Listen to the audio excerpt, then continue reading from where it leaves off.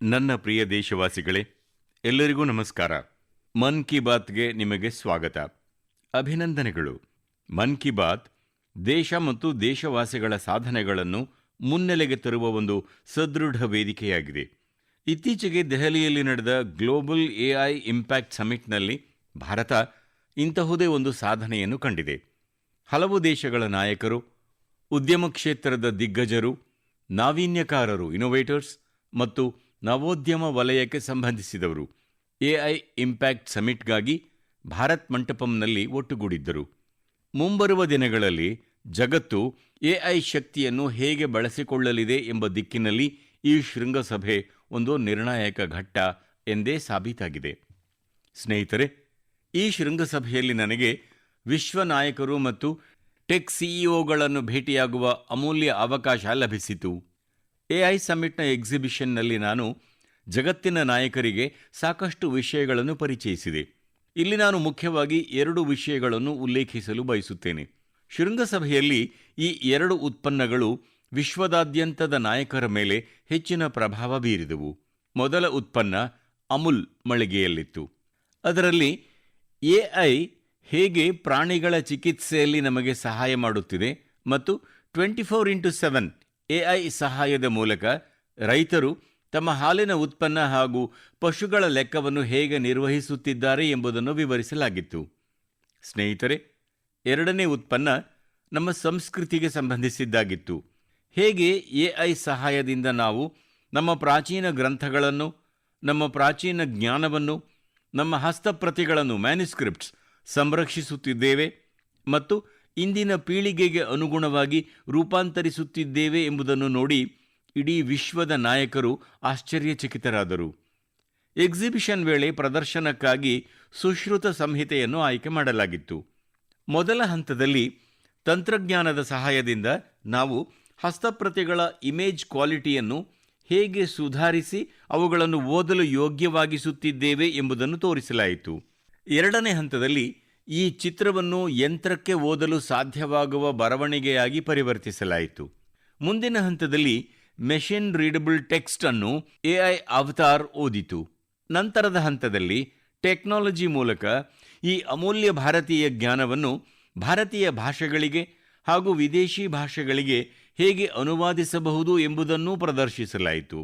ಭಾರತದ ಪ್ರಾಚೀನ ಜ್ಞಾನವನ್ನು ಆಧುನಿಕ ಅವತಾರ್ ಮೂಲಕ ತಿಳಿದುಕೊಳ್ಳುವ ವಿಷಯದಲ್ಲಿ ವಿಶ್ವದ ನಾಯಕರು ಬಹಳ ಆಸಕ್ತಿ ತೋರಿಸಿದರು. ಸ್ನೇಹಿತರೆ, ಈ ಶೃಂಗಸಭೆಯಲ್ಲಿ ಜಗತ್ತಿಗೆ ಎಐ ಕ್ಷೇತ್ರದಲ್ಲಿ ಭಾರತದ ಅದ್ಭುತ ಸಾಮರ್ಥ್ಯಗಳನ್ನು ನೋಡುವ ಅವಕಾಶ ದೊರೆಯಿತು. ಇದೇ ಸಂದರ್ಭದಲ್ಲಿ ಭಾರತ 3 ಸ್ವದೇಶಿ ನಿರ್ಮಿತ ಎಐ ಮಾಡೆಲ್ಗಳನ್ನು ಬಿಡುಗಡೆ ಮಾಡಿತು.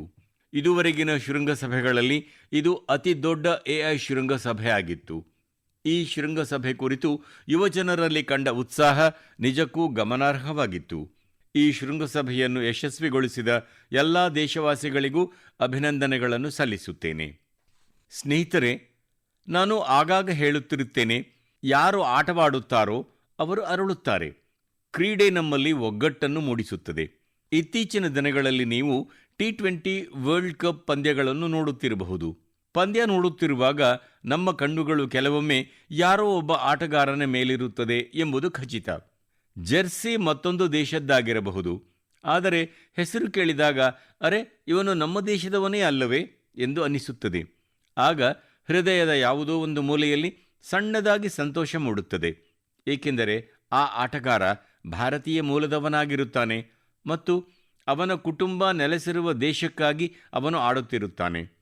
ಅವರು ತಮ್ಮ ತಮ್ಮ ದೇಶಗಳ ಜೆರ್ಸಿ ಧರಿಸಿ ಮೈದಾನಕ್ಕಿಳಿದು ಮನಃಪೂರ್ವಕವಾಗಿ ಆ ದೇಶವನ್ನು ಪ್ರತಿನಿಧಿಸುತ್ತಾರೆ. ಕೆನಡಾ ತಂಡದಲ್ಲಿ ಭಾರತೀಯ ಮೂಲದ ಅತಿ ಹೆಚ್ಚು ಆಟಗಾರರಿದ್ದಾರೆ. ತಂಡದ ನಾಯಕ ದಿಲ್ಪ್ರೀತ್ ಬಾಜ್ವಾ ಜನಿಸಿದ್ದು ಪಂಜಾಬ್ನ ಗುರುದಾಸ್ಪುರ್ನಲ್ಲಿ. ನವನೀತ್ ಧಾಲಿವಾಲ್ ಚಂಡೀಗಢದವರು. ಈ ಪಟ್ಟಿಯಲ್ಲಿ ಹರ್ಷ್ ಠಾಕರ್ ಮತ್ತು ಶ್ರೇಯಸ್ ಮೋವಾ ಅವರಂತಹ ಆಟಗಾರರೂ ಸೇರಿದ್ದಾರೆ. ಅವರು ಕೆನಡಾದ ಜೊತೆಗೆ ಭಾರತಕ್ಕೂ ಹೆಮ್ಮೆ ತರುತ್ತಿದ್ದಾರೆ. ಅಮೆರಿಕ ತಂಡ ಭಾರತದ ದೇಶೀಯ ಕ್ರಿಕೆಟ್ನ ಅನೇಕ ಆಟಗಾರರನ್ನು ಹೊಂದಿದೆ. ಅಮೆರಿಕನ್ ತಂಡದ ನಾಯಕ ಮೊನಾಂಕ್ ಪಟೇಲ್ ಗುಜರಾತ್ನ ಅಂಡರ್-16 ಮತ್ತು ಅಂಡರ್-18 ತಂಡಗಳಿಗೂ ಆಡಿದ್ದಾರೆ. ಮುಂಬೈನ ಸೌರಭ್, ಹರ್ಮಿತ್ ಸಿಂಗ್ ಮತ್ತು ದೆಹಲಿಯ ಮಿಲಿಂದ್ ಕುಮಾರ್ ಇವರೆಲ್ಲರೂ ಅಮೆರಿಕನ್ ತಂಡದ ಶಕ್ತಿಯಾಗಿದ್ದಾರೆ. ಒಮಾನ್ ತಂಡವು ಭಾರತದ ವಿವಿಧ ರಾಜ್ಯಗಳಲ್ಲಿ ಈ ಹಿಂದೆ ಆಡಿದ ಅನೇಕ ಆಟಗಾರರನ್ನು ಹೊಂದಿದೆ. ಜತೇಂದರ್ ಸಿಂಗ್, ವಿನಾಯಕ್ ಶುಕ್ಲಾ, ಕರಣ್, ಜೈ, ಆಶೀಷ್ ಅವರಂತಹ ಆಟಗಾರರು ಒಮಾನ್ ಕ್ರಿಕೆಟ್ನ ಆಧಾರ ಸ್ತಂಭಗಳಾಗಿದ್ದಾರೆ. ನ್ಯೂಜಿಲೆಂಡ್, ಯುಎಇ ಮತ್ತು ಇಟಲಿ ತಂಡಗಳಲ್ಲೂ ಭಾರತೀಯ ಮೂಲದ ಆಟಗಾರರು ತಮ್ಮ ಛಾಪು ಮೂಡಿಸುತ್ತಿದ್ದಾರೆ. ಹೀಗೆ ಎಷ್ಟೋ ಭಾರತೀಯ ಮೂಲದ ಆಟಗಾರರು ತಮ್ಮ ದೇಶದ ಗೌರವ ಹೆಚ್ಚಿಸುವ ಜೊತೆಗೆ ಅಲ್ಲಿನ ಯುವಕರಿಗೆ ಸ್ಫೂರ್ತಿಯಾಗುತ್ತಿದ್ದಾರೆ. ಭಾರತೀಯತೆಯ ವೈಶಿಷ್ಟ್ಯವೇ ಇದು. ಭಾರತೀಯರು ಎಲ್ಲಿಗೆ ಹೋದರೂ ತಮ್ಮ ಮಾತೃಭೂಮಿಯ ಬೇರುಗಳೊಂದಿಗೆ ಸದಾ ಬೆಸೆದಿರುತ್ತಾರೆ ಮತ್ತು ತಮ್ಮ ಕರ್ಮಭೂಮಿ ಅಂದರೆ ತಾವು ವಾಸಿಸುವ ದೇಶದ ಅಭಿವೃದ್ಧಿಗೂ ಹೆಗಲು ಕೊಡುತ್ತಾರೆ. ನನ್ನ ಪ್ರಿಯ ದೇಶವಾಸಿಗಳೇ, ಯಾವುದೇ ತಂದೆ ತಾಯಿಗೆ ತಮ್ಮ ಮಗುವನ್ನು ಕಳೆದುಕೊಳ್ಳುವುದಕ್ಕಿಂತ ದೊಡ್ಡ ದುಃಖ ಮತ್ತೊಂದಿರಲು ಸಾಧ್ಯವಿಲ್ಲ. ಪುಟ್ಟ ಮಗುವನ್ನು ಕಳೆದುಕೊಳ್ಳುವ ನೋವು ಇನ್ನೂ ಆಳವಾದದ್ದು. ಕೆಲವು ದಿನಗಳ ಹಿಂದಷ್ಟೇ ನಾವು ಕೇರಳದ ಆಲೆನ್ ಶೇರಿನ್ ಅಬ್ರಹಾಂ ಎಂಬ ಪುಟ್ಟ ಮಗುವನ್ನು ಕಳೆದುಕೊಂಡಿದ್ದೇವೆ. ಕೇವಲ 10 ತಿಂಗಳಲ್ಲೇ ಆ ಮಗು ಈ ಪ್ರಪಂಚವನ್ನು ಬಿಟ್ಟು ಹೋಗಬೇಕಾಯಿತು. ಮುಂದೆ ಬಾಳಿ ಬದುಕಬೇಕಿದ್ದ ಮಗುವಿನ ಜೀವನ ಇದ್ದಕ್ಕಿದ್ದಂತೆ ಅಂತ್ಯಗೊಂಡಿತು. ಎಷ್ಟೋ ಕನಸುಗಳು, ಖುಷಿಗಳು ಅರ್ಧಕ್ಕೆ ಉಳಿದವು. ಆ ಮಗುವಿನ ತಂದೆ ತಾಯಿಗೆ ಆಗುತ್ತಿರುವ ನೋವನ್ನು ಮಾತುಗಳಿಂದ ವ್ಯಕ್ತಪಡಿಸಲು ಸಾಧ್ಯವಿಲ್ಲ. ಆದರೆ ಇಂತಹ ಅಗಾಧವಾದ ದುಃಖದ ನಡುವೆಯೂ ಆಲಿನ್ ತಂದೆ ಅರುಣ್ ಅಬ್ರಹಾಂ ಮತ್ತು ತಾಯಿ ಶೇರಿನ್ ಒಂದು ಮಹತ್ವದ ನಿರ್ಧಾರ ಕೈಗೊಂಡರು. ಆ ನಿರ್ಧಾರ ದೇಶದ ಪ್ರತಿಯೊಬ್ಬ ನಾಗರಿಕನ ಹೃದಯದಲ್ಲೂ ಅವರ ಬಗ್ಗೆ ಅಪಾರ ಗೌರವ ಮೂಡಿಸಿದೆ. ಅವರು ಆಲಿನ್ ಅವರ ಅಂಗಾಂಗ ದಾನದ ನಿರ್ಧಾರ ಮಾಡಿದರು. ಈ ಒಂದು ನಿರ್ಧಾರವೇ ಅವರ ಚಿಂತನೆ ಎಷ್ಟು ಉದಾತ್ತವಾಗಿದೆ, ಅವರ ವ್ಯಕ್ತಿತ್ವ ಎಷ್ಟು ವಿಶಾಲವಾದುದು ಎಂಬುದನ್ನು ಸಾಬೀತುಪಡಿಸುತ್ತದೆ. ಒಂದೆಡೆ ತಮ್ಮ ಕಂದಮ್ಮನನ್ನು ಕಳೆದುಕೊಂಡು ಶೋಕ ಸಾಗರದಲ್ಲಿ ಮುಳುಗಿದ್ದರೂ ಮತ್ತೊಂದೆಡೆ ಪರರಿಗೆ ನೆರವಾಗಬೇಕೆಂಬ ಉದಾತ್ತ ಭಾವನೆ ಅವರಲ್ಲಿ ತುಂಬಿತ್ತು. ಯಾವುದೇ ಕುಟುಂಬವೂ ತಮ್ಮಂತೆಯೇ ಇಂತಹ ಕಠಿಣ ದಿನವನ್ನು ನೋಡಬಾರದು ಎಂಬುದು ಅವರ ಆಶಯವಾಗಿತ್ತು. ಇಂದು ಆಲಿನ್ ಶೇರಿನ್ ಅಬ್ರಹಾಂ ನಮ್ಮೊಂದಿಗಿಲ್ಲ, ಆದರೆ ಆಕೆಯ ಹೆಸರು ದೇಶದ ಅತಿ ಕಿರಿಯ ವಯಸ್ಸಿನ ಅಂಗಾಂಗ ದಾನಿಗಳ ಪಟ್ಟಿಗೆ ಸೇರ್ಪಡೆಯಾಗಿದೆ. ಸ್ನೇಹಿತರೆ, ಇತ್ತೀಚಿನ ದಿನಗಳಲ್ಲಿ ಭಾರತದಲ್ಲಿ ಅಂಗಾಂಗ ದಾನದ ಕುರಿತು ಜಾಗೃತಿ ನಿರಂತರವಾಗಿ ಹೆಚ್ಚುತ್ತಿದೆ. ಇದರಿಂದ ಅಗತ್ಯವಿರುವವರಿಗೆ ಸಹಾಯವಾಗುತ್ತಿದೆ. ಅಷ್ಟೇ ಅಲ್ಲದೆ ದೇಶದ ವೈದ್ಯಕೀಯ ಸಂಶೋಧನೆಗೂ ಹೆಚ್ಚಿನ ಬಲ ಸಿಗುತ್ತಿದೆ. ಈ ನಿಟ್ಟಿನಲ್ಲಿ ಅನೇಕ ಸಂಸ್ಥೆಗಳು ಮತ್ತು ವ್ಯಕ್ತಿಗಳು ಅಸಾಧಾರಣ ಕೆಲಸ ಮಾಡುತ್ತಿದ್ದಾರೆ. ಸ್ನೇಹಿತರೆ, ಕೇರಳದ ಆಲೆನ್ನಂತೆಯೇ ಅಂಗಾಂಗ ದಾನದ ಮೂಲಕ ಮತ್ತೊಬ್ಬರಿಗೆ ಮರುಜೀವ ನೀಡಿದವರು ಅದೆಷ್ಟೋ ಮಂದಿ ಇದ್ದಾರೆ. ಉದಾಹರಣೆಗೆ ದೆಹಲಿಯ ಲಕ್ಷ್ಮೀ ದೇವಿಯವರನ್ನು ನೋಡಿ. ಅವರು ಕಳೆದ ವರ್ಷ ಕೇದಾರನಾಥ ಯಾತ್ರೆ ಕೈಗೊಂಡಿದ್ದರು. ಇದಕ್ಕಾಗಿ ಅವರು ಬರೋಬ್ಬರಿ 14 ಕಿಲೋಮೀಟರ್ ಚಾರಣ ಮಾಡಬೇಕಾಯಿತು. ಅಚ್ಚರಿಯ ವಿಷಯವೆಂದರೆ ಅವರು ಈ ಸಾಹಸ ಮಾಡಿದ್ದು ಹೃದಯ ಕಸಿ ಶಸ್ತ್ರಚಿಕಿತ್ಸೆಯ ನಂತರ ಎಂಬುದನ್ನು ತಿಳಿದರೆ ನಿಮಗೆ ಆಶ್ಚರ್ಯವಾಗಬಹುದು. ಒಂದು ಕಾಲದಲ್ಲಿ ಅವರ ಹೃದಯ ಕೇವಲ 15% ಮಾತ್ರ ಕೆಲಸ ಮಾಡುತ್ತಿತ್ತು. ಅಂತಹ ಕಠಿಣ ಸ್ಥಿತಿಯಲ್ಲಿ ಅವರಿಗೆ ಮೃತ ವ್ಯಕ್ತಿಯೊಬ್ಬರ ಹೃದಯ ದಾನದ ನೆರವು ಸಿಕ್ಕಿತು. ಅಲ್ಲಿಂದ ಅವರ ಜೀವನವೇ ಬದಲಾಗಿ ಹೋಯಿತು. ಇನ್ನು ಪಶ್ಚಿಮ ಬಂಗಾಳದ ಗೌರಂಗ್ ಬ್ಯಾನರ್ಜಿ ಅವರು 2 ಬಾರಿ ನಾಥೂಲಾಗೆ ಹೋಗಿದ್ದಾರೆ. ಇದು ಸಮುದ್ರ ಮಟ್ಟದಿಂದ 14,000 ಅಡಿ ಎತ್ತರದಲ್ಲಿದೆ. ವಿಶೇಷವೆಂದರೆ ಅವರು ಈ ಸಾಧನೆಯನ್ನು ಮಾಡಿದ್ದು ಶ್ವಾಸಕೋಶ ಕಸಿ ಮಾಡಿಸಿಕೊಂಡ ನಂತರ. ಹಾಗೆಯೇ ರಾಜಸ್ಥಾನದ ಸೀಕರ್ನ ರಾಮದೇವ್ ಸಿಂಗ್ ಅವರು ಮೂತ್ರಪಿಂಡ ಕಸಿ ಮಾಡಿಸಿಕೊಳ್ಳಬೇಕಾದ ಅನಿವಾರ್ಯತೆ ಇತ್ತು. ಆದರೂ ಅವರು ಇಂದು ಕ್ರೀಡಾ ಚಟುವಟಿಕೆಗಳಲ್ಲಿ ಅದ್ಭುತವಾಗಿ ತೊಡಗಿಸಿಕೊಂಡಿದ್ದಾರೆ. ಸ್ನೇಹಿತರೆ, ಇಂತಹ ಅಸಂಖ್ಯಾತ ಸ್ಫೂರ್ತಿದಾಯಕ ಉದಾಹರಣೆಗಳು ನಮಗೆ ಕಾಣಸಿಗುತ್ತವೆ. ಒಬ್ಬ ವ್ಯಕ್ತಿಯ ಒಳ್ಳೆಯ ನಿರ್ಧಾರ ಅಥವಾ ನಿಸ್ವಾರ್ಥ ಹೆಜ್ಜೆ ಅದೆಷ್ಟೋ ಜನರ ಬದುಕನ್ನೇ ಬದಲಿಸಬಲ್ಲದು ಎಂಬ ಸತ್ಯ ಇದರಿಂದ ಮತ್ತೊಮ್ಮೆ ಸಾಬೀತಾಗಿದೆ. ಇಂತಹ ಪುಣ್ಯದ ಕೆಲಸಗಳನ್ನು ಮಾಡಿದ ಪ್ರತಿಯೊಬ್ಬರನ್ನೂ ನಾನು ಹೃದಯಾಂತರಾಳದಿಂದ ಅಭಿನಂದಿಸುತ್ತೇನೆ. ನನ್ನ ಪ್ರೀತಿಯ ದೇಶವಾಸಿಗಳೇ, ಆಜಾದಿ ಕಾ ಅಮೃತ ಮಹೋತ್ಸವದ ಸಂದರ್ಭದಲ್ಲಿ ನಾನು ಕೆಂಪುಕೋಟೆಯಲ್ಲಿ ಪಂಚಪ್ರಾಣಗಳ ಕುರಿತು ಮಾತನಾಡಿದ್ದೆ. ಅವುಗಳಲ್ಲಿ ಒಂದು ಗುಲಾಮಗಿರಿಯ ಮಾನಸಿಕತೆಯಿಂದ ಮುಕ್ತಿ ಎಂಬುದು. ಇಂದು ನಮ್ಮ ದೇಶ ಗುಲಾಮಗಿರಿಯನ್ನು ಮೆಟ್ಟಿ ಭಾರತದ ಸಂಸ್ಕೃತಿಗೆ ಸಂಬಂಧಿಸಿದ ವಿಷಯಗಳಿಗೆ ಹೆಚ್ಚಿನ ಮಹತ್ವ ನೀಡುತ್ತಿದೆ. ಈ ನಿಟ್ಟಿನಲ್ಲಿ ನಮ್ಮ ರಾಷ್ಟ್ರಪತಿ ಭವನ ಒಂದು ಐತಿಹಾಸಿಕ ಹೆಜ್ಜೆ ಇಟ್ಟಿದೆ. ನಾಳೆ ಅಂದರೆ ಫೆಬ್ರವರಿ 23ರಂದು ರಾಷ್ಟ್ರಪತಿ ಭವನದಲ್ಲಿ ರಾಜಾಜಿ ಉತ್ಸವವನ್ನು ಆಚರಿಸಲಾಗುವುದು. ಈ ಸಂದರ್ಭದಲ್ಲಿ ರಾಷ್ಟ್ರಪತಿ ಭವನದ ಕೇಂದ್ರ ಪ್ರಾಂಗಣದಲ್ಲಿ ಚಕ್ರವರ್ತಿ ಸಿ ರಾಜಗೋಪಾಲಾಚಾರಿ ಅವರ ಪ್ರತಿಮೆಯನ್ನು ಅನಾವರಣಗೊಳಿಸಲಾಗುವುದು. ಅವರು ಸ್ವತಂತ್ರ ಭಾರತದ ಮೊದಲ ಭಾರತೀಯ ಗವರ್ನರ್ ಜನರಲ್ ಆಗಿದ್ದರು. ಅಧಿಕಾರವನ್ನು ಕೇವಲ ಒಂದು ಪದವಿಯಂತೆ ನೋಡದೆ ಸೇವೆಯಂತೆ ಭಾವಿಸಿದ ಮಹನೀಯರಲ್ಲಿ ಇವರೂ ಒಬ್ಬರು. ಸಾರ್ವಜನಿಕ ಜೀವನದಲ್ಲಿ ಅವರ ನಡವಳಿಕೆ, ಆತ್ಮ ಸಂಯಮ ಮತ್ತು ಸ್ವತಂತ್ರ ಚಿಂತನೆಗಳು ಇಂದಿಗೂ ನಮಗೆ ಪ್ರೇರಣೆಯಾಗಿವೆ. ದುರದೃಷ್ಟವಶಾತ್ ಸ್ವಾತಂತ್ರ್ಯದ ನಂತರವೂ ಬ್ರಿಟಿಷ್ ಆಡಳಿತಗಾರರ ಪ್ರತಿಮೆಗಳು ರಾಷ್ಟ್ರಪತಿ ಭವನದಲ್ಲಿ ಉಳಿದುಕೊಂಡಿದ್ದವು. ಆದರೆ ನಮ್ಮ ದೇಶದ ಮಹಾನ್ ಪುತ್ರರಿಗೆ ಅಲ್ಲಿ ಸ್ಥಾನ ಸಿಕ್ಕಿರಲಿಲ್ಲ. ಬ್ರಿಟಿಷ್ ವಾಸ್ತುಶಿಲ್ಪಿ ಎಡ್ವಿನ್ ಲ್ಯೂಟಿಯನ್ಸ್ ಅವರ ಪ್ರತಿಮೆಯು ಅಲ್ಲಿ ಸ್ಥಾಪಿತವಾಗಿತ್ತು. ಈಗ ಆ ಪ್ರತಿಮೆಯ ಸ್ಥಾನದಲ್ಲಿ ರಾಜಾಜಿ ಅವರ ಪ್ರತಿಮೆಯನ್ನು ಪ್ರತಿಷ್ಠಾಪಿಸಲಾಗುತ್ತಿದೆ.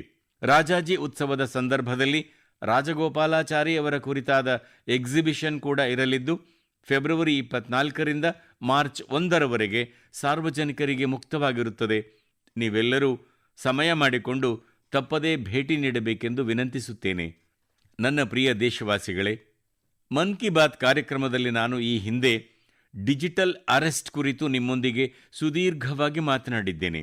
ಅದಾದ ನಂತರ ದೇಶದಲ್ಲಿ ಡಿಜಿಟಲ್ ಅರೆಸ್ಟ್ ಮತ್ತು ಡಿಜಿಟಲ್ ವಂಚನೆಗಳ ಬಗ್ಗೆ ಸಮಾಜದಲ್ಲಿ ಸಾಕಷ್ಟು ಜಾಗೃತಿ ಮೂಡಿದೆ. ಆದರೆ ಇಂದಿಗೂ ನಮ್ಮ ಸುತ್ತಮುತ್ತ ಅಕ್ಷಮ್ಯವಾದ ಇಂತಹ ಘಟನೆಗಳು ನಡೆಯುತ್ತಲೇ ಇವೆ. ಮುಗ್ಧ ಜನರನ್ನು ಡಿಜಿಟಲ್ ಅರೆಸ್ಟ್ ಮತ್ತು ಹಣಕಾಸಿನ ವಂಚನೆಗೆ ಬಲಿಪಶುಗಳನ್ನಾಗಿ ಮಾಡಲಾಗುತ್ತಿದೆ. ಹಲವು ಬಾರಿ ಹಿರಿಯ ನಾಗರಿಕರ ಜೀವಮಾನದ ಉಳಿತಾಯದ ಹಣವನ್ನೇ ವಂಚಕರು ದೋಚಿರುವುದು ಬೆಳಕಿಗೆ ಬಂದಿದೆ. ಇನ್ನು ಕೆಲವೊಮ್ಮೆ ಪೋಷಕರು ತಮ್ಮ ಮಕ್ಕಳ ಶಾಲಾ ಶುಲ್ಕಕ್ಕಾಗಿ ಕೂಡಿಟ್ಟಿದ್ದ ಹಣವನ್ನೂ ವಂಚಕರು ದೋಚುತ್ತಿದ್ದಾರೆ. ಉದ್ಯಮಿಗಳಿಗೂ ಇಂತಹ ಮೋಸವಾಗಿರುವ ಸುದ್ದಿಗಳು ನಮಗೆ ಕೇಳಿಬರುತ್ತಿವೆ. ಯಾರೋ ಒಬ್ಬರು ಫೋನ್ ಮಾಡಿ, ನಾನೊಬ್ಬ ಉನ್ನತ ಅಧಿಕಾರಿ ಮಾತನಾಡುತ್ತಿದ್ದೇನೆ, ನೀವು ನಿಮ್ಮ ಕೆಲವು ವಿವರಗಳನ್ನು ನಮ್ಮೊಂದಿಗೆ ಹಂಚಿಕೊಳ್ಳಬೇಕಿದೆ ಎಂದು ಹೇಳುತ್ತಾರೆ. ಮುಗ್ಧ ಜನರು ಅವರ ಮಾತನ್ನು ನಂಬಿ ವಿವರಗಳನ್ನು ನೀಡಿಬಿಡುತ್ತಾರೆ. ಆದ್ದರಿಂದ ನೀವು ಸದಾ ಜಾಗರೂಕರಾಗಿರುವುದು ಮತ್ತು ಎಚ್ಚರದಿಂದಿರುವುದು ಅತ್ಯಂತ ಅವಶ್ಯಕವಾಗಿದೆ. ಸ್ನೇಹಿತರೆ, ನಿಮಗೆಲ್ಲ KYC ಅಂದರೆ ನಿಮ್ಮ ಗ್ರಾಹಕರನ್ನು ಅರಿಯಿರಿ ಪ್ರಕ್ರಿಯೆಯ ಬಗ್ಗೆ ತಿಳಿದಿರಲೇಬೇಕು. ಕೆಲವೊಮ್ಮೆ ನಿಮ್ಮ ಬ್ಯಾಂಕಿನಿಂದ ನಿಮ್ಮ KYCಯನ್ನು ನವೀಕರಿಸಲು ಅಥವಾ ಮರು KYC ಮಾಡಲು ಕೇಳುವ ಸಂದೇಶಗಳನ್ನು ನೀವು ಸ್ವೀಕರಿಸಿದಾಗ ನಿಮ್ಮ ಮನಸ್ಸಿನಲ್ಲಿ ಪ್ರಶ್ನೆ ಉದ್ಭವಿಸುತ್ತದೆ. ನಾನು ಈಗಾಗಲೇ KYC ಮಾಡಿದ್ದೇನೆ, ಹಾಗಾದರೆ ಇದು ಏಕೆ? ಇದಕ್ಕಾಗಿ ಚಿಂತೆ ಮಾಡಬೇಡಿರೆಂದು ನಾನು ನಿಮ್ಮಲ್ಲಿ ಹೇಳುತ್ತೇನೆ. ಇದು ನಿಮ್ಮ ಹಣದ ಸುರಕ್ಷತೆಗಾಗಿದೆ. ಇತ್ತೀಚಿನ ದಿನಗಳಲ್ಲಿ ಪಿಂಚಣಿ, ಸಬ್ಸಿಡಿ, ವಿಮೆ, UPIನಿಂದ ಹಿಡಿದು ಎಲ್ಲವೂ ಬ್ಯಾಂಕ್ ಖಾತೆಗೆ ಸಂಪರ್ಕಗೊಂಡಿದೆ ಎಂದು ನಮಗೆಲ್ಲರಿಗೂ ತಿಳಿದಿದೆ. ಅದಕ್ಕಾಗಿಯೇ ನಿಮ್ಮ ಬ್ಯಾಂಕ್ ಖಾತೆ ಸುರಕ್ಷಿತವಾಗಿರುವುದನ್ನು ಖಚಿತಪಡಿಸಿಕೊಳ್ಳಲು ಬ್ಯಾಂಕುಗಳು ನಿಯತಕಾಲಿಕವಾಗಿ ಮರು KYCಯನ್ನು ನಿರ್ವಹಿಸುತ್ತವೆ. ಹೌದು, ಇಲ್ಲಿಯೂ ಸಹ ನೀವು ಒಂದು ವಿಷಯವನ್ನು ನೆನಪಿನಲ್ಲಿಟ್ಟುಕೊಳ್ಳಬೇಕು. ಅಪರಾಧಿಗಳು ನಕಲಿ ಕರೆಗಳನ್ನು ಮಾಡುತ್ತಾರೆ, SMS ಮತ್ತು ಲಿಂಕ್ಗಳನ್ನು ಕಳುಹಿಸುತ್ತಾರೆ. ಆದ್ದರಿಂದ ನಾವು ಜಾಗರೂಕರಾಗಿರಬೇಕು, ಅಂತಹ ವಂಚಕರಿಗೆ ಬಲಿಯಾಗಬಾರದು.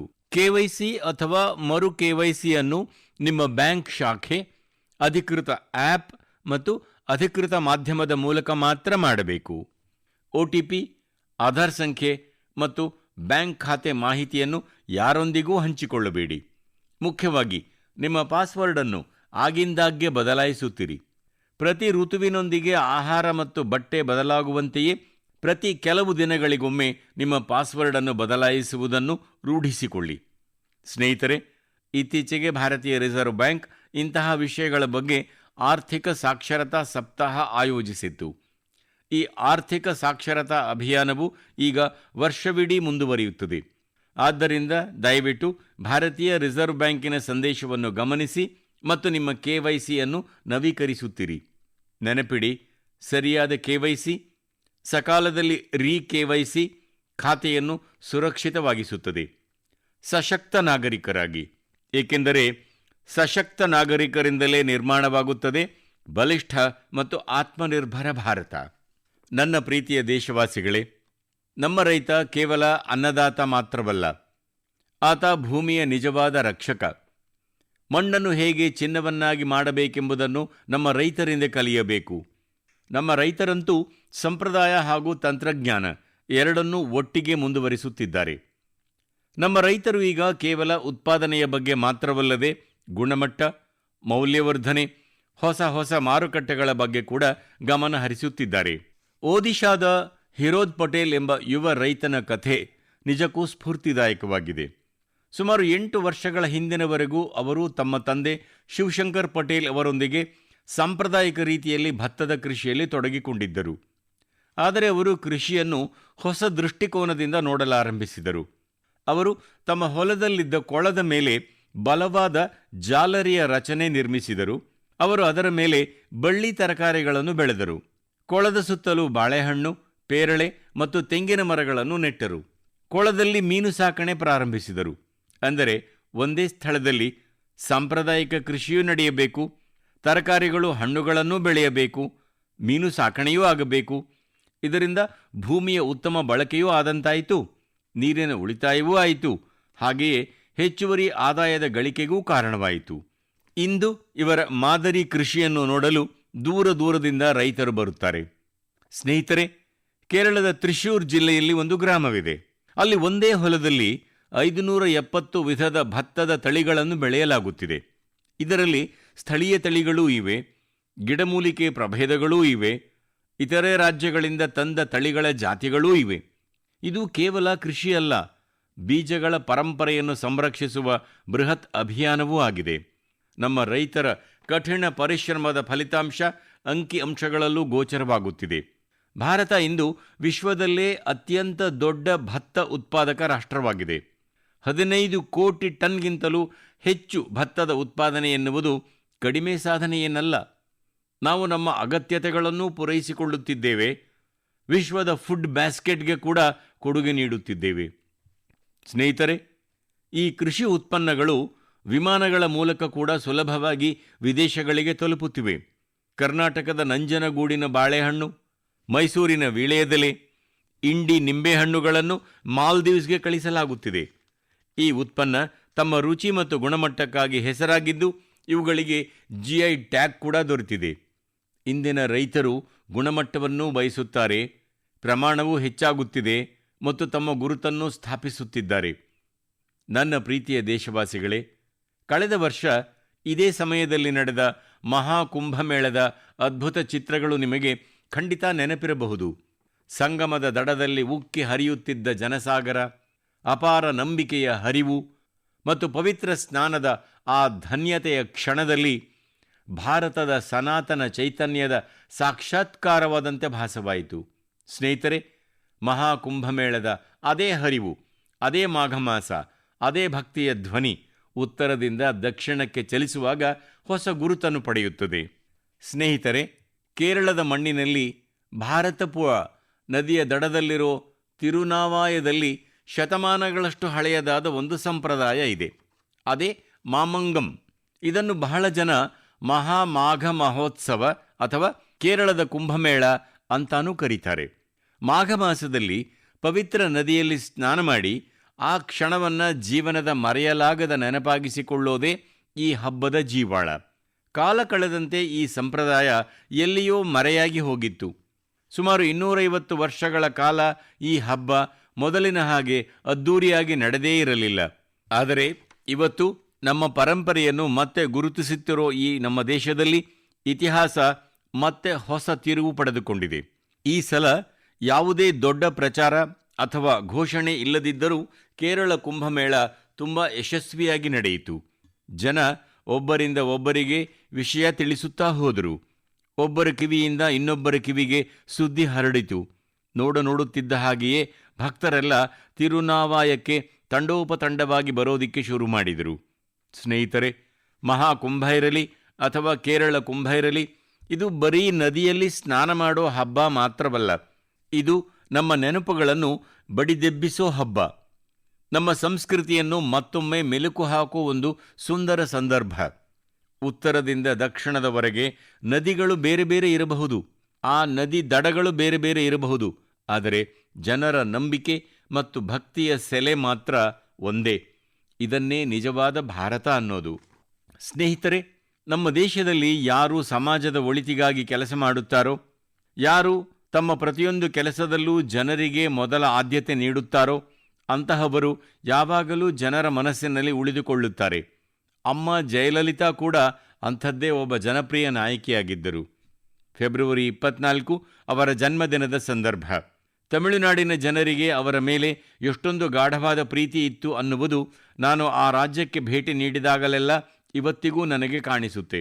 ಅಮ್ಮ ಜಯಲಲಿತಾ ಅವರ ಹೆಸರು ತೆಗೆದರೆ ಸಾಕು, ತಮಿಳುನಾಡಿನ ಜನರ ಮುಖದಲ್ಲಿ ಒಂದು ರೀತಿಯ ಸಂಭ್ರಮ ಕಾಣುತ್ತೆ. ಅದರಲ್ಲೂ ನಮ್ಮ ಮಹಿಳೆಯರಿಗಂತೂ ಅವರ ಮೇಲೆ ಒಂದು ವಿಶೇಷವಾದ ಒಲವು.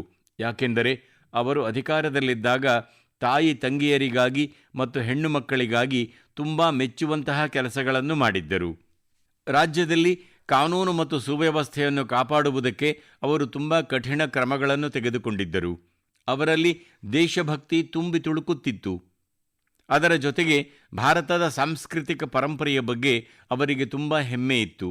ಅಮ್ಮ ಜಯಲಲಿತಾ ಅವರ ಜೊತೆ ನಾನು ನಡೆಸಿದ ಪ್ರತಿಯೊಂದು ಭೇಟಿ ಮತ್ತು ಮಾತುಕತೆಗಳು ಇವತ್ತಿಗೂ ನನ್ನ ಮನಸ್ಸಿನಲ್ಲಿ ಹಸಿರಾಗಿವೆ. 2002 ಮತ್ತು 2012ರಲ್ಲಿ ಗುಜರಾತ್ನಲ್ಲಿ ನಡೆದ ನನ್ನ 2 ಪ್ರಮಾಣ ವಚನ ಸ್ವೀಕಾರ ಸಮಾರಂಭಗಳಲ್ಲೂ ಅವರು ಭಾಗವಹಿಸಿದ್ದರು. ನಾವಿಬ್ಬರು ನಮ್ಮ ನಮ್ಮ ರಾಜ್ಯಗಳಲ್ಲಿ ಮುಖ್ಯಮಂತ್ರಿಗಳಾಗಿದ್ದಾಗ ಉತ್ತಮ ಆಡಳಿತದ ಬಗ್ಗೆ ನಮ್ಮ ಮಧ್ಯೆ ಆಗಾಗ ಚರ್ಚೆಗಳು ನಡೆಯುತ್ತಿದ್ದವು. ಅವರ ಯೋಚನೆಗಳು ತುಂಬ ಸ್ಪಷ್ಟವಾಗಿದ್ದವು ಮತ್ತು ವಿಚಾರಗಳು ಅಷ್ಟೇ ಪಕ್ವವಾಗಿದ್ದವು. ಇದೇ ಅವರ ದೊಡ್ಡ ವಿಶೇಷತೆಯಾಗಿತ್ತು. ಹಲವು ವರ್ಷಗಳ ಹಿಂದೆ ಅವರು ಪೊಂಗಲ್ ಹಬ್ಬದ ಪವಿತ್ರ ಸಮಯದಲ್ಲಿ ಚೆನ್ನೈನಲ್ಲಿ ಮಧ್ಯಾಹ್ನದ ಊಟಕ್ಕೆ ನನ್ನನ್ನು ಪ್ರೀತಿಯಿಂದ ಕರೆದಿದ್ದರು. ಸ್ನೇಹದಿಂದ ಕೂಡಿದ ಅವರ ಆ ನಡೆ ನನಗೆ ಯಾವತ್ತೂ ಮರೆಯೋದಕ್ಕೆ ಆಗುವುದಿಲ್ಲ. ಅವರಿಗೆ ನಾನು ಮತ್ತೊಮ್ಮೆ ಗೌರವಪೂರ್ವಕ ಶ್ರದ್ಧಾಂಜಲಿಗಳನ್ನು ಸಲ್ಲಿಸುತ್ತೇನೆ. ஜெயலலிதா அவர்களுக்கு என் நினைவாஞ்சலிகள். சமுதாயத்திற்கு அவர் ஆற்றிய ಸೇವೆ என்றும் நினைவில் இருக்கும். ಜಯಲಲಿತಾ ಅವರಿಗೆ ನನ್ನ ಭಾವಪೂರ್ಣ ಶ್ರದ್ಧಾಂಜಲಿಗಳು. ಸಮಾಜಕ್ಕಾಗಿ ಅವರು ಸಲ್ಲಿಸಿದ ಸೇವೆ ಯಾವತ್ತಿಗೂ ನಮ್ಮೆಲ್ಲರ ನೆನಪಿನಲ್ಲಿ ಅಚ್ಚಳಿಯದೇ ಇರುತ್ತದೆ. ನನ್ನ ಪ್ರೀತಿಯ ದೇಶವಾಸಿಗಳೇ, ಈಗ ನಾನು ನನ್ನ ಪ್ರೀತಿಯ ಮತ್ತು ಚುರುಕಾದ ಪುಟ್ಟ ಮಕ್ಕಳ ಜೊತೆ ಮಾತಾಡುತ್ತೇನೆ. ಅದರಲ್ಲೂ ಈಗ ಪರೀಕ್ಷೆ ಬರೆಯುತ್ತಿರುವ ಮಕ್ಕಳ ಜೊತೆ ಮಾತುಕತೆ ನಡೆಸೋಣ. ಈ ತಿಂಗಳ ಆರಂಭದಲ್ಲಿ ನೀವು ಪರೀಕ್ಷಾ ಪೇ ಚರ್ಚಾ ಕಾರ್ಯಕ್ರಮವನ್ನು ನೋಡಿರುತ್ತೀರಿ ಎಂದು ಅಂದುಕೊಳ್ಳುತ್ತೇನೆ. ಅದರಿಂದ ನಿಮಗೇನಾದರೂ ಕಲಿಯೋದಕ್ಕೆ ಸಿಕ್ಕಿರುತ್ತೆ ಅಲ್ಲವಾ? ಆದರೂ ನಾನು ಕೇಳ್ತೀನಿ, ಓದಿನ ಬಗ್ಗೆ ಜಾಸ್ತಿ ಟೆನ್ಷನ್ ತಗೊಳ್ತಾ ಇಲ್ಲ ತಾನೇ? ನನ್ನ ಪ್ರೀತಿಯ ಮಕ್ಕಳೇ, ನೀವು ಎಕ್ಸಾಮ್ ವಾರಿಯರ್ಸ್, ಪರೀಕ್ಷಾ ಯೋಧರು. ನೀವೆಲ್ಲರೂ ಪೂರ್ತಿ ಮನಸ್ಸಿಟ್ಟು ಪರೀಕ್ಷೆಗೆ ತಯಾರಿ ಮಾಡ್ತಿದ್ದೀರಾ ಅನ್ನೋ ನಂಬಿಕೆ ನನಗಿದೆ. ನೋಡಿ, ಇಂಥ ಸಮಯದಲ್ಲಿ ಮನಸ್ಸಿನಲ್ಲಿ ಸಣ್ಣ ಪುಟ್ಟ ಅನುಮಾನಗಳು ಬರುವುದು ಸಹಜ. ಕೆಲವೊಮ್ಮೆ ಎಲ್ಲ ನೆನಪಿರುತ್ತೋ ಇಲ್ಲವೋ ಅಂತ ಅನ್ನಿಸುತ್ತೆ. ಇನ್ನು ಕೆಲವೊಮ್ಮೆ ಟೈಮ್ ಸಾಲುವುದಿಲ್ಲವೇನೋ ಅನ್ನುವ ಭಯ ಶುರುವಾಗುತ್ತೆ. ಇದು ಪ್ರತಿಯೊಬ್ಬರಿಗೂ ಆಗುವುದೇ. ನೀವು ಒಬ್ಬರೇ ಈ ರೀತಿ ಅನುಭವಿಸುತ್ತಿಲ್ಲ. ಒಂದು ವಿಷಯ ನೆನಪಿಡಿ, ನಿಮ್ಮ ಯೋಗ್ಯತೆ ಬರೀ ನಿಮ್ಮ ಮಾರ್ಕ್ಸ್ ಕಾರ್ಡ್ನಿಂದ ನಿರ್ಧಾರ ಆಗುವುದಿಲ್ಲ. ಹಾಗಾಗಿ ನಿಮ್ಮ ಮೇಲೆ ನಿಮಗೇ ನಂಬಿಕೆ ಇರಲಿ. ಓದಿರುವುದನ್ನು ಶ್ರದ್ಧೆಯಿಂದ ಬರೆಯಿರಿ. ಒಂದೊಮ್ಮೆ ಯಾವುದಾದರೂ ಪ್ರಶ್ನೆಗೆ ಉತ್ತರ ಬರದಿದ್ದರೆ ಆ ಒಂದು ಪ್ರಶ್ನೆಯ ಬಗ್ಗೆಯೇ ಯೋಚನೆ ಮಾಡಿ ಬೇಸರ ಮಾಡಿಕೊಳ್ಳಬೇಡಿ. ಇನ್ನೊಂದು ಮುಖ್ಯ ವಿಷಯವೆಂದರೆ, ನಿಮ್ಮ ಪೋಷಕರು ಮತ್ತು ಶಿಕ್ಷಕರ ಜೊತೆ ಮಾತನಾಡುತ್ತಾ ಇರಿ. ಅವರು ನಿಮ್ಮನ್ನು ನಿಮ್ಮ ನಂಬರ್ ನೋಡಿ ಅಳೆಯುವುದಿಲ್ಲ. ಬದಲಾಗಿ ನಿಮ್ಮ ಪ್ರಯತ್ನ ಮತ್ತು ಪರಿಶ್ರಮವನ್ನು ನೋಡಿ ಸಂತೋಷಪಡುತ್ತಾರೆ. ನೀವು ಪರೀಕ್ಷೆಯಲ್ಲೂ ಗೆಲ್ಲುತ್ತೀರಿ ಮತ್ತು ಜೀವನದಲ್ಲೂ ಹೊಸ ಎತ್ತರಕ್ಕೆ ಏರುತ್ತೀರಿ ಅನ್ನೋ ಪೂರ್ಣ ಭರವಸೆ ನನಗಿದೆ. ಸ್ನೇಹಿತರೆ, ಈ ದಿನಗಳಲ್ಲಿ ರಂಜಾನ್ ಮಾಸ ನಡೆಯುತ್ತಿದೆ. ಈ ಪವಿತ್ರ ತಿಂಗಳ ಸಂದರ್ಭದಲ್ಲಿ ಎಲ್ಲರಿಗೂ ಶುಭಾಶಯಗಳನ್ನು ತಿಳಿಸುತ್ತೇನೆ. ಇನ್ನು ಕೆಲವೇ ದಿನಗಳಲ್ಲಿ ಹೋಳಿ ಹಬ್ಬ ಕೂಡ ಬರುತ್ತಿದೆ. ಅಂದರೆ ಬಣ್ಣ, ಗುಲಾಲ್ ಮತ್ತು ನಗು, ಸಂತೋಷದ ಸಮಯ ಹತ್ತಿರ ಬರುತ್ತಿದೆ ಎಂದೇ ಅರ್ಥ. ನೀವೆಲ್ಲರೂ ನಿಮ್ಮ ಕುಟುಂಬ ಮತ್ತು ಆತ್ಮೀಯರ ಜೊತೆ ಸಂಭ್ರಮದಿಂದ ಈ ಹಬ್ಬಗಳನ್ನು ಆಚರಿಸಿ. ಇದರ ಜೊತೆಗೆ ಕೆಲವು ಮಂತ್ರಗಳನ್ನು ಯಾವಾಗಲೂ ನೆನಪಿಡಿ. ಉದಾಹರಣೆಗೆ, ವೋಕಲ್ ಫಾರ್ ಲೋಕಲ್. ನಮ್ಮ ಹೋಳಿ ಹಬ್ಬದಲ್ಲಿ ಅಥವಾ ಬೇರೆ ಹಬ್ಬಗಳಲ್ಲಿ ವಿದೇಶಿ ವಸ್ತುಗಳು ತುಂಬಾ ಸೇರಿಕೊಂಡು ಬಿಟ್ಟಿವೆ. ಅವುಗಳನ್ನು ಹಬ್ಬಗಳಿಂದ ದೂರವಿಡಿ, ಹೋಳಿಯಿಂದಲೂ ದೂರವಿಡಿ ಮತ್ತು ಸ್ವದೇಶಿ ವಸ್ತುಗಳನ್ನೇ ಬಳಸಿ. ನೀವು ಸ್ವದೇಶಿ ವಸ್ತುಗಳನ್ನು ಖರೀದಿಸಿದಾಗ ನಮ್ಮ ದೇಶವನ್ನು ಆತ್ಮನಿರ್ಭರ ಮಾಡುವ ಅಭಿಯಾನಕ್ಕೆ ಶಕ್ತಿ ತುಂಬಿದಂತಾಗುತ್ತೆ. ಸ್ನೇಹಿತರೆ, ಪ್ರತಿ ತಿಂಗಳು ಮನ್ ಕಿ ಬಾತ್ ಕಾರ್ಯಕ್ರಮಕ್ಕಾಗಿ ನಿಮ್ಮಿಂದ ಸಾವಿರಾರು ಸಲಹೆಗಳು ಬರುತ್ತಾ ಇರುತ್ತವೆ. ನೀವು ಕಳುಹಿಸೋ ಸಂದೇಶಗಳಿಂದ ದೇಶದ ಮೂಲೆ ಮೂಲೆಗಳಲ್ಲಿರೋ ಅದ್ಭುತ ಪ್ರತಿಭೆಗಳ ಬಗ್ಗೆ ನಮಗೆ ತಿಳಿಯುತ್ತದೆ. ಸ್ವಾರ್ಥವನ್ನು ಬಿಟ್ಟು ಸಮಾಜಕ್ಕೆ ಏನನ್ನಾದರೂ ಮಾಡಬೇಕು ಎನ್ನುವ ಎಷ್ಟೋ ಸ್ಫೂರ್ತಿದಾಯಕ ಕಥೆಗಳು ನಿಮ್ಮ ಮೂಲಕ ದೇಶದ ಜನರಿಗೆ ತಲುಪುತ್ತಿವೆ. ನಿಮ್ಮ ಈ ಪ್ರಯತ್ನ ಹೀಗೆಯೇ ಮುಂದುವರಿಯಲಿ. ನಿಮ್ಮ ಸಂದೇಶಗಳಿಗಾಗಿ ನಾನು ಕಾಯುತ್ತಾ ಇರುತ್ತೇನೆ. ಮತ್ತೊಮ್ಮೆ ನಿಮಗೆ ಮತ್ತು ನಿಮ್ಮ ಕುಟುಂಬಕ್ಕೆ ಬರಲಿರೋ ಹಬ್ಬಗಳ ಹಾರ್ದಿಕ ಶುಭಾಶಯಗಳು. ಧನ್ಯವಾದಗಳು. ನಮಸ್ಕಾರ.